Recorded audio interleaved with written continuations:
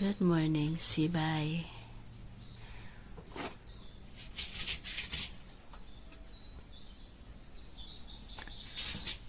$6.54.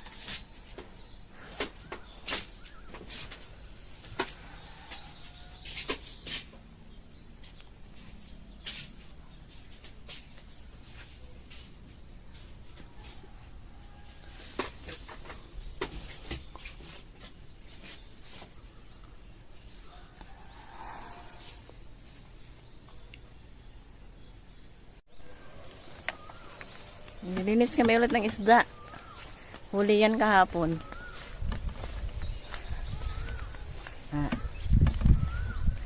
May ambag ako dyan, guys. Nagkakaliskis ako. Oh, kambing.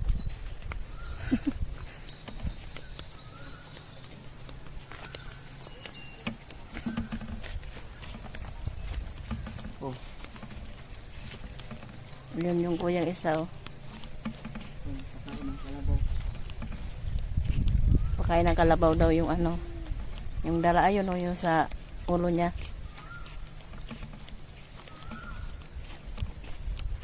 Wala kasing maano dito, masabsab ang kalabaw.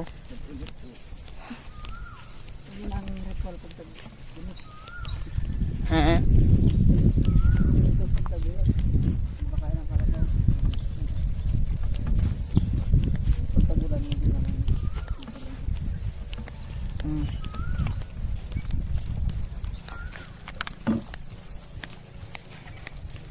Ano? Kahit walang ngipin ng isda, oh, tututbas yan. Ano? Magchichika lang ako.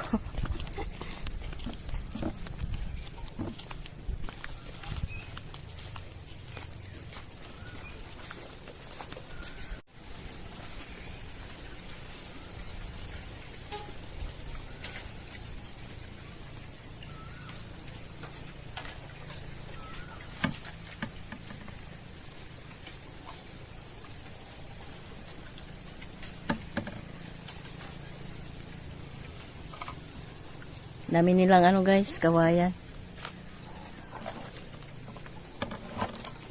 Very, very may advantage.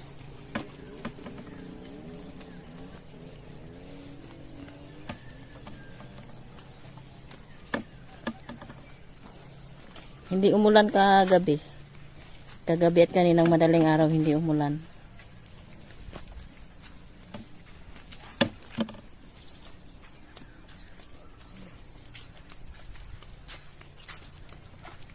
Dapat kada punta dito sa ilog, may dalang timba.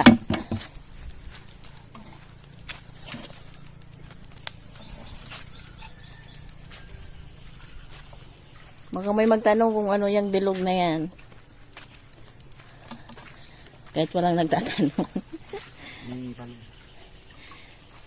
Balon yan, guys. Balong mababaw. Balong mababaw.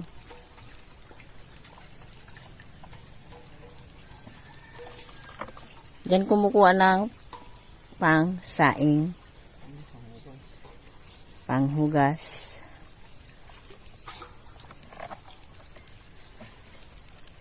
Diyan din naliligo. Yung mga duming nakikita nyo, dahon yan ng kawayan, mga dahon-dahon yan.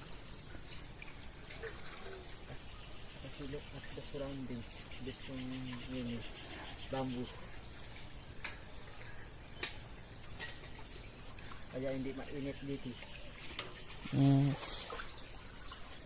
Kapon nga, guys, naligo kami hapon na lamig ng tubig.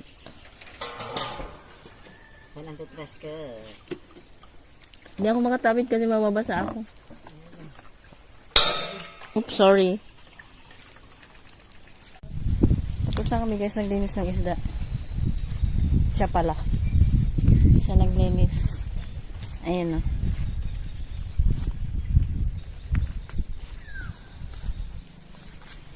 Naku, yari na. Nangyari. Uy, dapat man. Ito bang sabay dun na siya? Gusto. Ito, oh. Ayan yung kahapon na huli. Daming antik oh. Bantay nga sa langaw.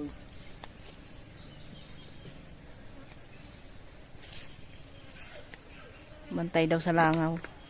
Bantay sa lakay.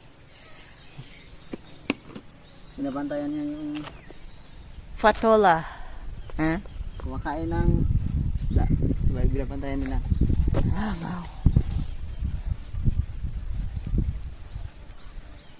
Ba't kinakain ba nila yan? Ah. Fatola? Hindi nata.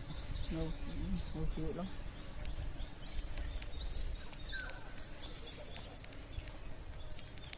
Magbilad muna siya guys.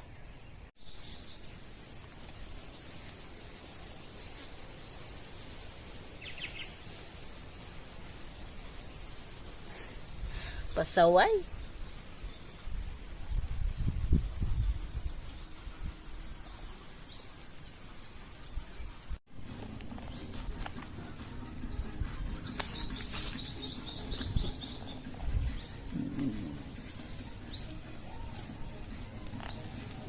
Ano sabihin mo? Ayan, sunburn. Hindi kasi lagay ng takip sa likod habang nabiyahe na sobrang init. Malaki ba? Ito lang Ayan naman. pa guys oh. Hanggang dito. Medyo loose kasi yung neckline nung suot ko eh.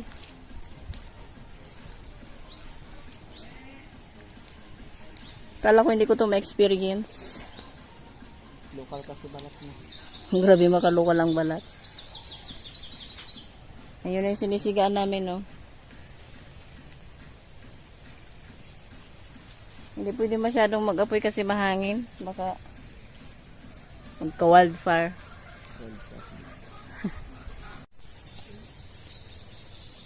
Tingnan nyo guys, nanghihinain yung mga kambing. Yan.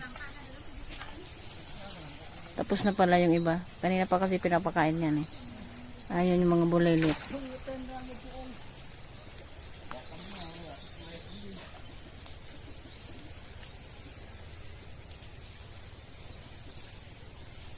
Bukuha na naman yan, Mr. Apple.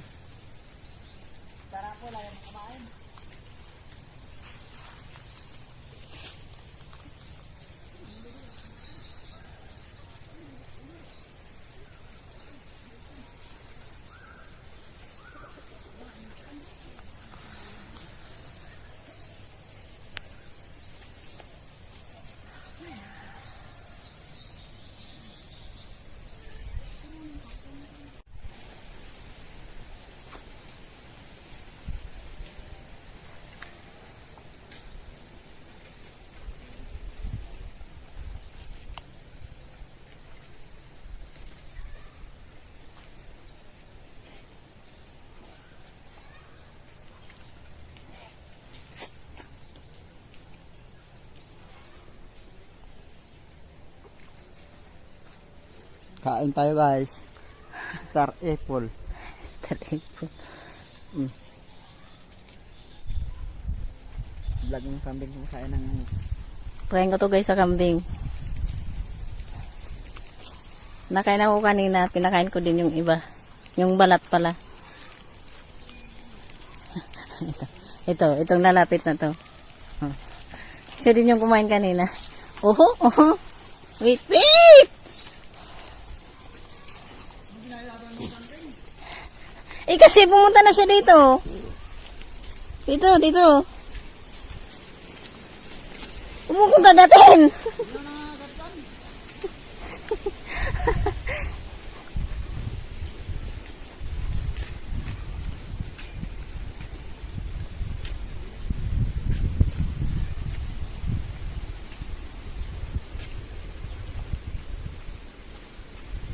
Yung bibi, yung manok, kambing. Di ba? Oh.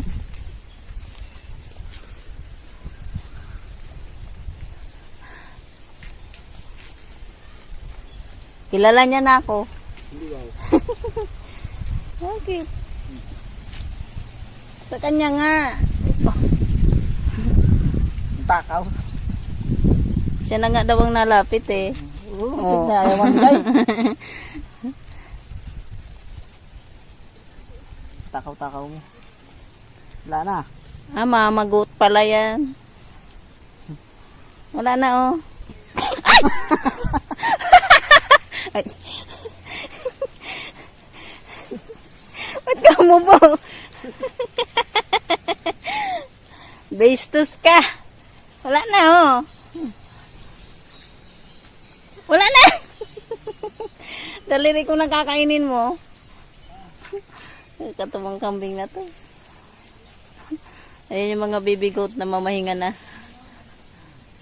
Mamaya ulit, ha? Naghanap nga ako dito. Oh!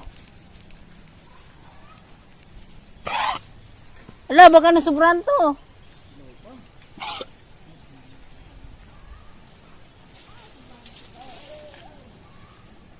Okay ka lang ba?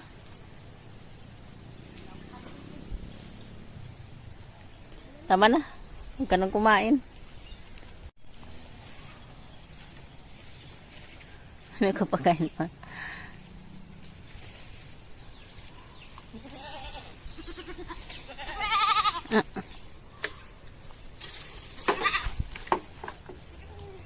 Hindi talaga mapahirapan pakain sa kambing. Walang kakakati-arti. Parang pato rin. Free range kasi dito guys yung mga hayop.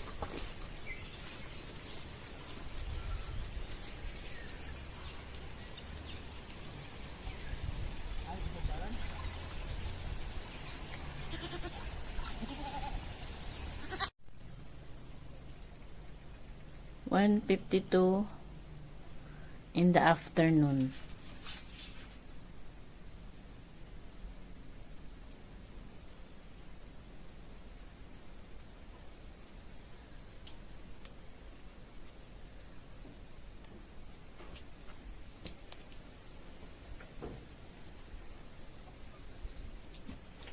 Doon tayo guys sa labas.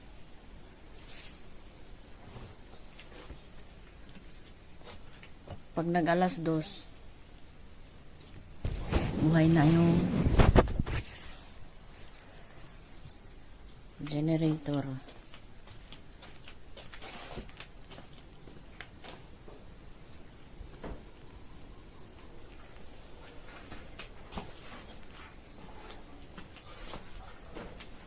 Ito ako sa kabila dadaan. Ayun yung pinto ng kusina. Dito ako sa kabila.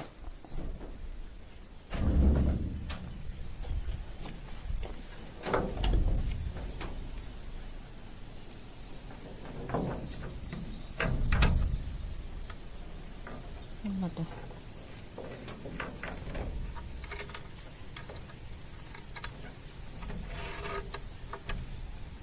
Ayan. Wala dito yung dalawang kuya, yung asawa ko, kasi naglaot sila. Tapos namin kumain kaninang 10, maya umalis na sila. Nag-iipon ng daing ang asawa ko ng tuyo. Lagi naman yan pag nauwi dito. Nalaglag yung sinampay ko. Yung nilaban namin ito kahapon, binilad ko ulit para tuyo. Katulad ng isda.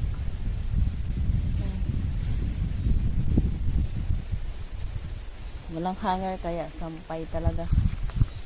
Doon ako sa papag. 40% na lang ba tong cellphone ko? 45% na lang. May mga tao pala doon gising. Sabi ko na ba guys, dalawa lang sila ditong magkapitbahay. Dito muna ako sa ulit sa may sa may mga papag. Malilim naman doon siya, may isang papag. Pero dito na lang ako kasi bakit masyadong pilipit ang duyan, no? Dito na lang ako. Ay naku, sana wala nang malaglag na mangga. Nagpasa yung nalaglagan ng mangga dito sa legs ko.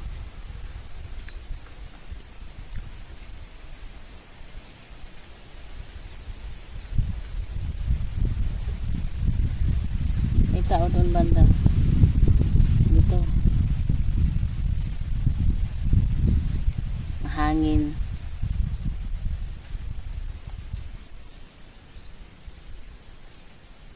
Sana makadami ulit silang isda. Nahanap ko na yung ipit. Naghalugog ako sa bag ko eh.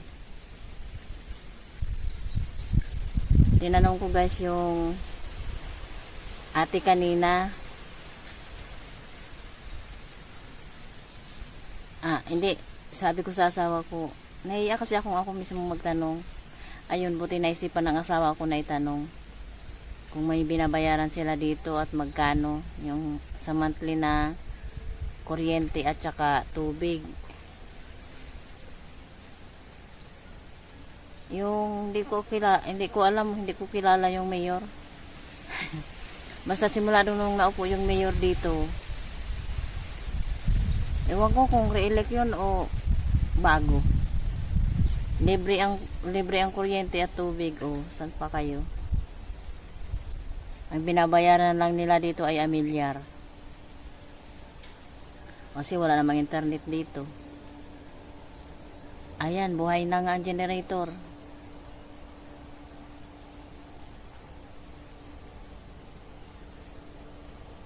Magkakakuryente na.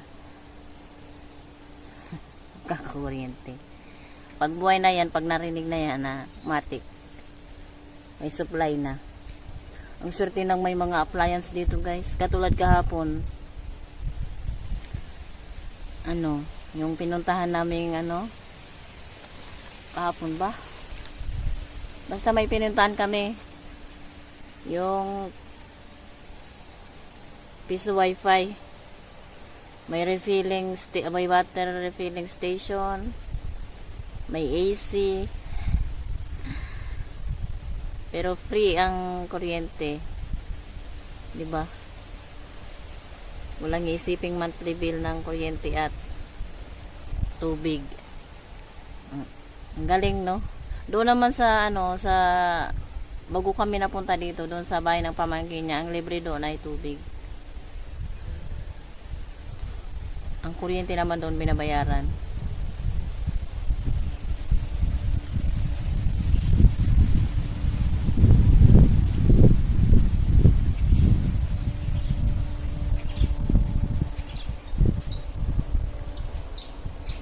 Hindi ko pa ito i-charge kasi hindi pa pa lang 40% pa naman. So sana may vlog ko yung isda pag nagdating na sila.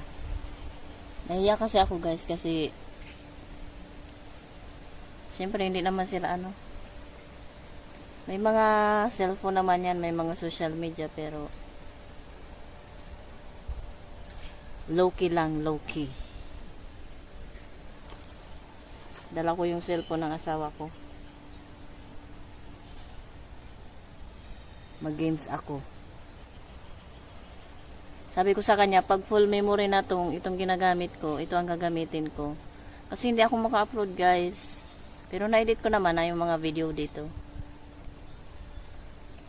Ayoko kasing sa palaran to sa Peace Wi-Fi. So, hindi ko rin alam kung pupunta kami doon sa barangay na may data, yung signal. Ang layo-layo kasi nun.